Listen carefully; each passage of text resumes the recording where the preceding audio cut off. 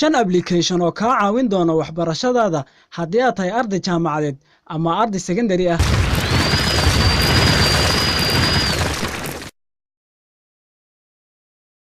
SoloLearn waa application ay ku jiraan waxyaalo badan oo ku saabsan computer programming-ka. So this application waxa la yiraahdaa SoloLearn wuxuuna kaa caawinayaa qaybta programming-ka, especially qaybta dhisidda website-yada sida JavaScript, HTML-ki, C# PHP-gi. marka hore waa Learn basic ayaad baranaysaa.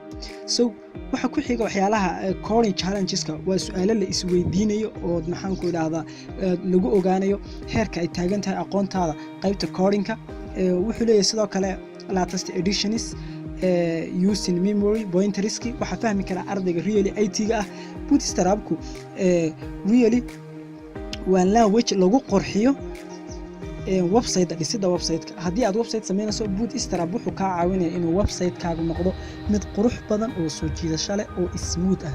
marka ardayga IT-ga really wuxuu ka caawinayaa inuu hadduu yahay mid sameynaya web design ama web developer inuu sameeyo website aad u qurux badan oo smooth ah kuwii ugu dambeeyay casriga ah. soo kale data structure waa course ka mid ah ardayda IT-ga ah ayaa qaatay really muhiimadiisana leh. So si fudud ayaad data structure-ka halkan uga diyaarin kartaa. waxa ka mid ah algorithm-ka oo ogtihiin inuu yahay kuwa ugu adag markay noqoto ardayda computer science-ka ama IT-ga information technology-ga. So this application is very important qof kasta oo ah IT raba inuu wax ka barto programming language-ka.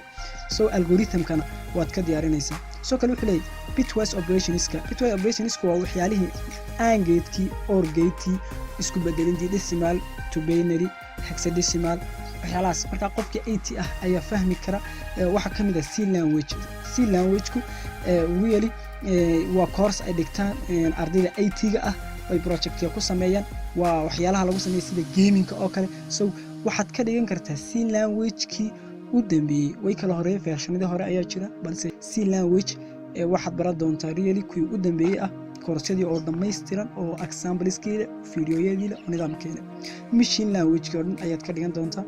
waxaa ka mid ah script-yadii JavaScript soo kale waxaa object oriented PHP iyadna waxyaalaha lagu sameeyo sida website-dada kale lagu dhiso laguna decorate gareeyo really.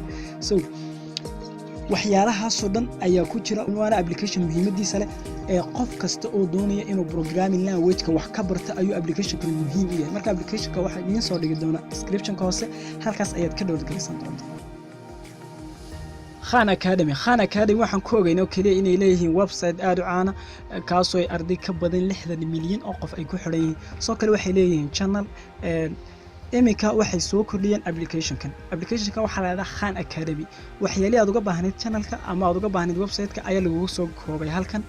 really waxaanu application-kani muhiim u yahay ardayda ee dugsiga sare. So waxyaalihii maths-ka ku saabsanaa oo dhan ayaa halkan ka dhigan karaan oo grade-da 1 iyo 2 iyo 3 ilaa iyo intay u baahnaayeen leh. soo kale science-kii oo dhan chemistry-gii biology-gii waxyaalihii biology ku saabsanaa oo dhan. application sidoo kale wuxuu muhiimad u leeyahay ardayda economics-ka iyo finance-ga dhigata oo waxyaalihii economics-ka oo dhan soo hoosgelayay marketing-kii oo dhan wixii ayuu runtii aad u sharaxaya oo fiidiyoyo loo soo xulay oo tayadooda leh oo loogu soo talagalay really ayaa maxaan ku raada ku jira. soo kale wax ka mid ah ardaydii history-ga qaadanaysa ama qaybta education-ka English history-gu kama maqna. Khan Academy marka imika wuxuu ku soo kordhiyay application-ka MyScript calculator waa calculator wixii aad gacantaada ku qortay kugu bedelaya digital. for example haddaan imka qoro 2+2 wixii ugu bedelaya digital wuxuuna i siinayaa result-gii. macnaha result-ga ayaan si fudud u gaaraya. for example oo kale imka haddaan mid labaad 1/2 plus 1/3 wixii aan gacantayda ku qoray ayuu ka dhigayaa digital deetana answer-tii ayaa uu siinayaa. waxaanad gelin kartaa ani qaacido markaa maxaan ku dhahaa valid ah ayaad gelin kartaa oo result soo saari kartaa. qaacido kasta oo valid ah oo la aqbali karo oo result leh ayaad gelinaysaa. wuxuuna muhiimad u leeyahay arday kasta oo dhigta jaamacad ama dugsi sare dhigta ardayda doonaysa inay xisaabta si degdeg ah ugu shaqeyso ama ay doonayaan inay si fudud u gaadhaan result-ga. waxaanad gelin kartaa ani xisaabaad u baahan tahay. for example oo kale cos iyo sin 0 divided by cos 0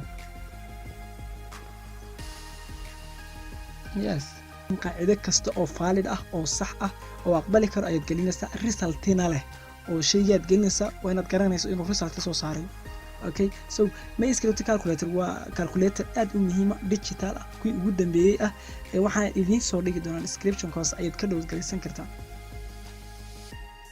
markaad internetka gasho eed google ka gasho eed information raadinayso waxaad wax ka raadisaa Wikipedia so this application waa Wikipedia oo application lagaaga soo dhigay waxaad ka baari doontaa wax kasta oo u baahan tahay Wikipedia waa website-ka ugu information ka fiican uguna information ka saxsan so imka haddii aan ka baaro kale for example biology sida ardayda dugsiga sare dhigato kale Wikipedia oo lagu soo gaabiyay waxaad ka baari kartaa wax kasta oo u baahan tahay kuma eeka biology oo kaliya laakiin waxaad maanta ka baaraysaa everything waxaad ka baari jirtay marka hore Google-ka ayaad Wikipedia ka baaraysaa so this application wuxuu caawinayaa arday kasta oo wax baranaya taleefankaaga ayaad ka baaraysaa Wikipedia website-ka ah oo lagaaga soo dhigay weeyaan application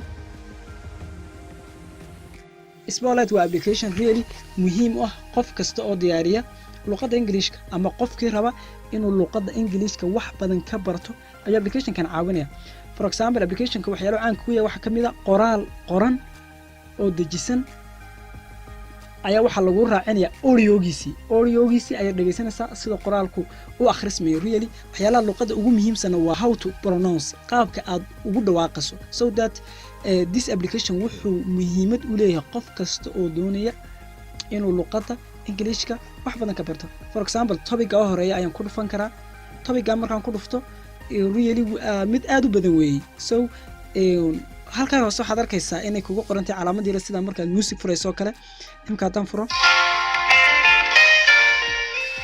Welcome to Spotlight.